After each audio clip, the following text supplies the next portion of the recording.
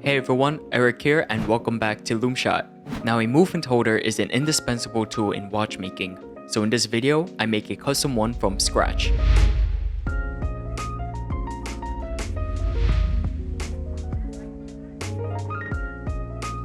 A movement holder provides a safe base for its user to maneuver around the caliber during various watchmaking tasks. The last thing you want to do is damage a delicate hairspring. Here are 3 holders that I currently use, each with their own strengths and weaknesses.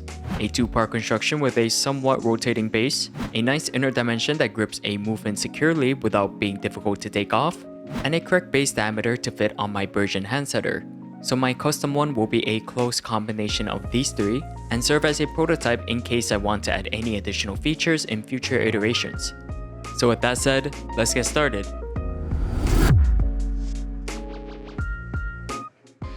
I start off with a rod of 6061 that I part off into a more manageable size.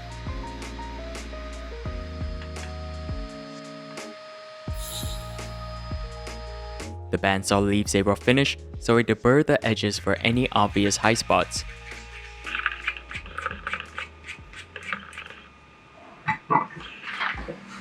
Now I transfer the stock over to the lathe and prep to do some facing and turning.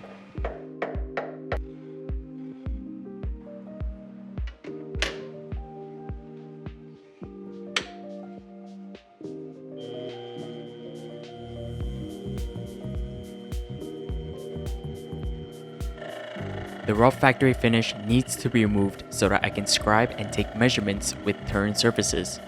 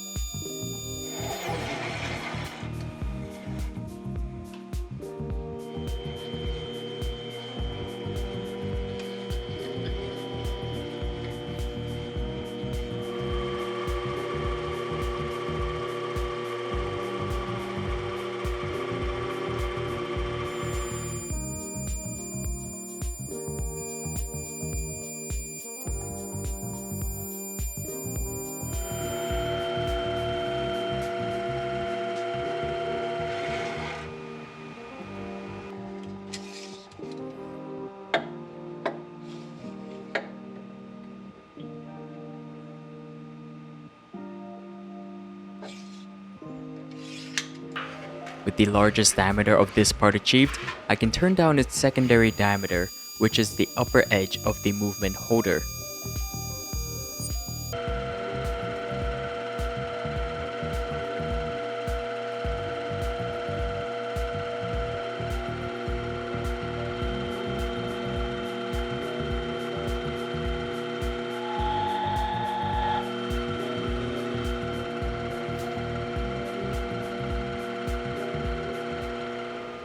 Now I can work on the actual holder part of the movement holder. That is, where the watch movement will fit into. The tailstock is chucked up with a center drill, then with gradually increasing standard drills to provide enough clearance for a boring operation.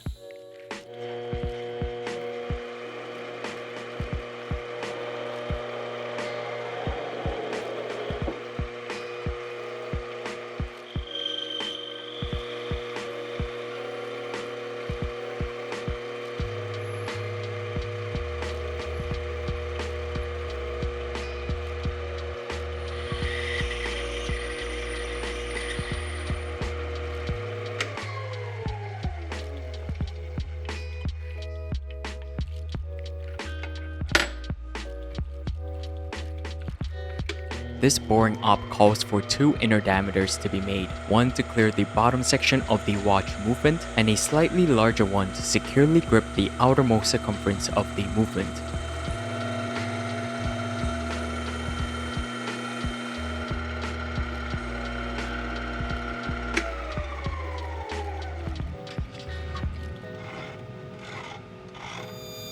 This larger inner diameter is one of the most important, if not the most critical dimension of this whole project. Even a thousandth of an inch off would cause a movement to either sit too loose or too tight. It needs to be accurate to within a hundredth of a millimeter, or even better, a thousandth. Here's a scrap movement for testing, and the resulting fit is superb.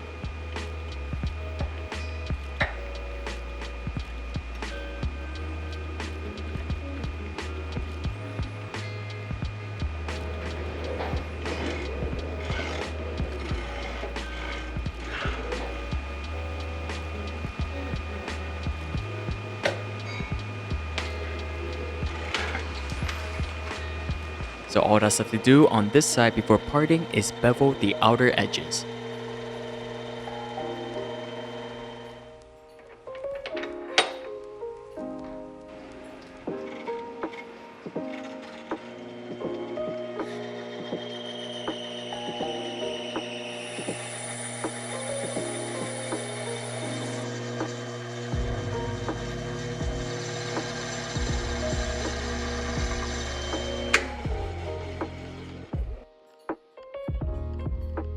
If you're enjoying this video so far, please hit that thumbs up button and consider subscribing as well. That really helps and it lets me know that I should put out more content like this. Thanks for the support, and now back to the video. Now the part is rechucked onto the lathe to work on the bottom half of the holder. Because it was parted, the holder needs to be adjusted to run concentric with the lathe axis. Quick work with a dial test indicator and some light tapping achieves this.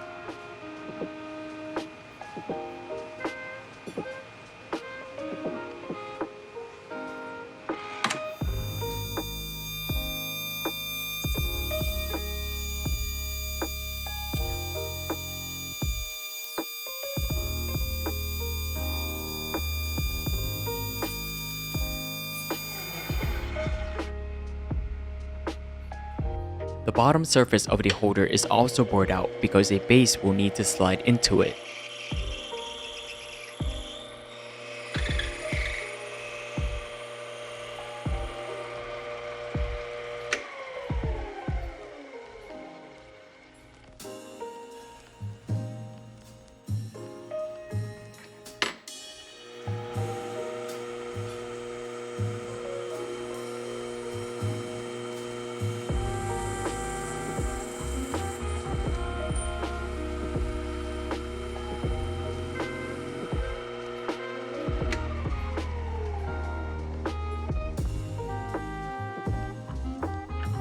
Some ornamental grooves and bevels are turned onto the part and given a light sanding throughout.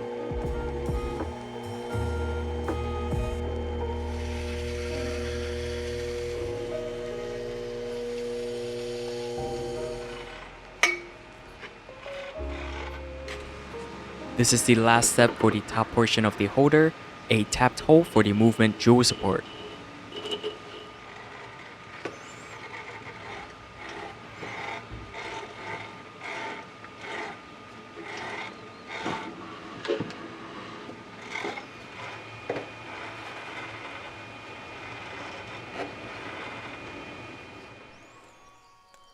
Now that the first half is done, I can take some measurements to confirm the correct depth and diameter for the holder base. This doesn't need to be highly precise, but I can't help myself.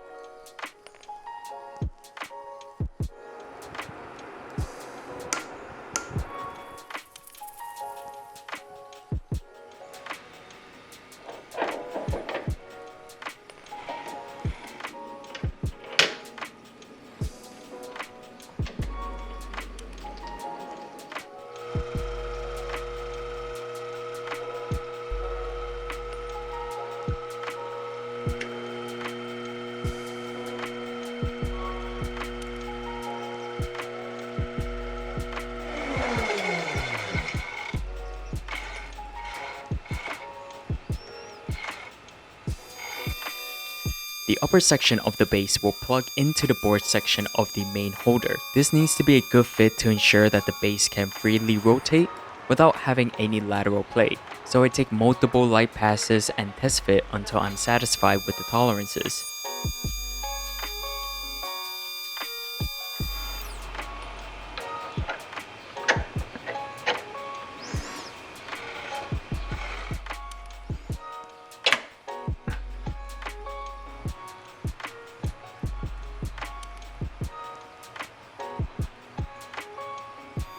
that done, the bottom half of the base can be turned down to its diameter.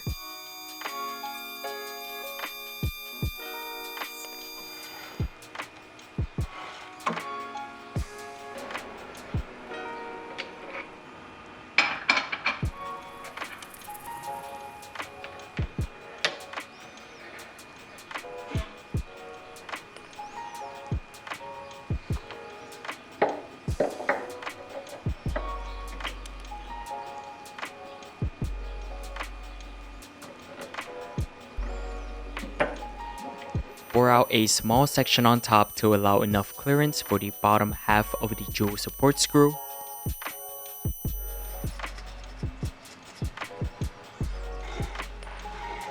And finish off with some bevels and ornamental grooves before parting.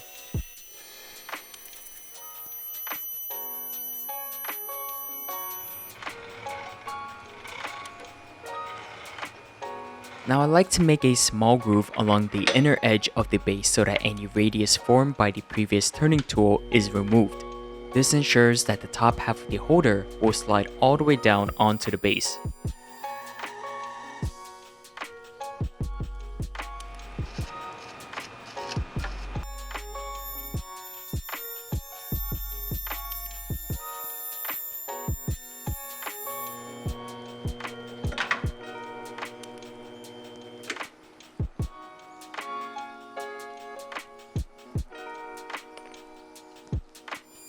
The last step on the lathe is to face off the rough parted surface.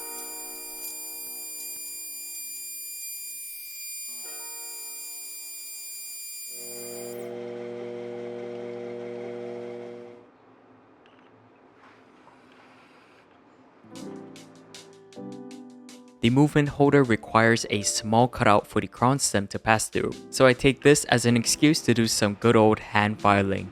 I lightly mark out where the cutout should be on the top edge and started filing away.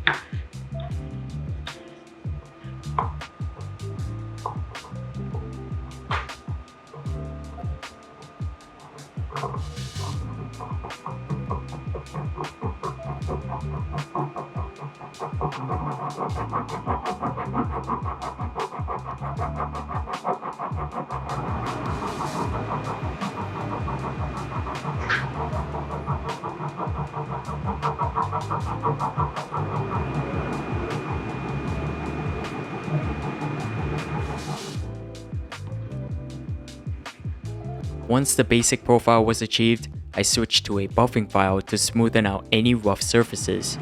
Now there are a million ways I could have approached this step. In fact, I could have used my CNC mill, but there's something so satisfying about using traditional hand tools in place of tool machines. I love both, so why not do both when possible?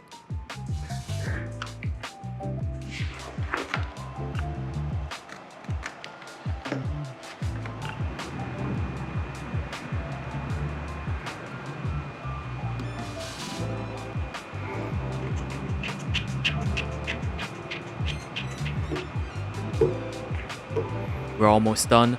All that's left to do is to add a personal touch.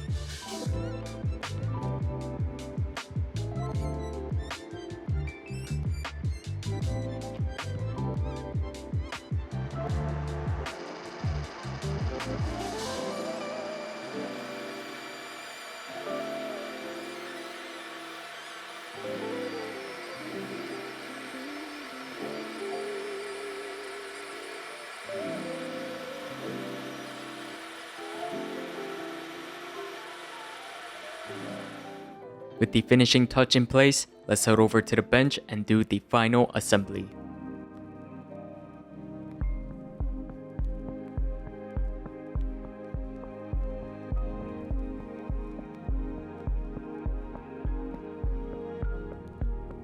I'm very happy with the way that this project turned out. The tolerances are excellent and I'm going to get so much use out of this tool.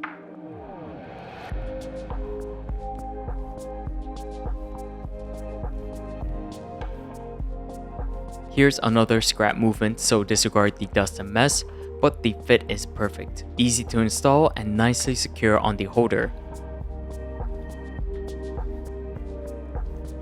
For demonstration only, don't do this with your movement.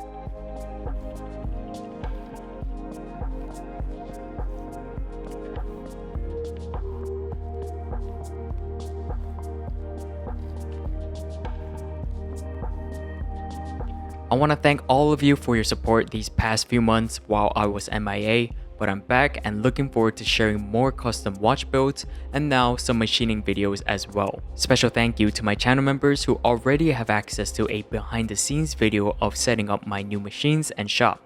So if you can, please do consider becoming a Loomshot channel member as well. It helps me put out these type of content without having to make you guys watch through some sponsored ad. Check out my website, loom-shot.com, to see my custom made watches and to place an order if you're interested, and I'll see everyone in the next video.